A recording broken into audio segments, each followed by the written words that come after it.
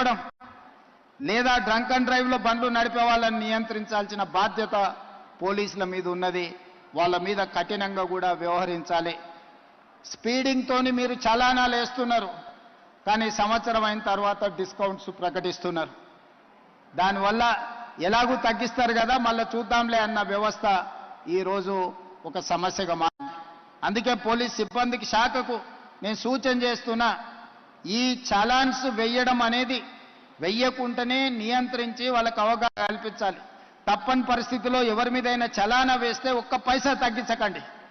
మూడవది, వాళ్ళ బ్యాంక్ అకౌంట్స్తోని డైరెక్ట్గా డిపార్ట్మెంట్కి సింక్రనైజ్ చేయండి. ఎప్పుడు చలానా పడితే ఆటోమేటిక్గా వాళ్ళ అకౌంట్లోకి వెళ్ళి డిడక్ట్ అయ్యి పోయే విధంగా ఈరోజు బండి రిజిస్ట్రేషన్కి వచ్చినప్పుడే ఆ బండి యజమాని యొక్క ఖాతాను మీరు తీసుకోండి. బ్యాంక్ అకౌంట్ను అటాచ్ చేయండి. ఏ బండి అయితే స్పీడింగ్ చేస్తుందో, ఏ బండి అయితే సిగ్నల్ జంప్ చేస్తుందో, ఏ బండికి అయితే చలానా పడుతుందో ఆటోమేటిక్గా ఆ యజమాని అకౌంట్లో నుంచి నగదులు బదిలీ అయ్యే విధంగా మీరు ఈరోజు టెక్నాలజీని వాడుకోండి.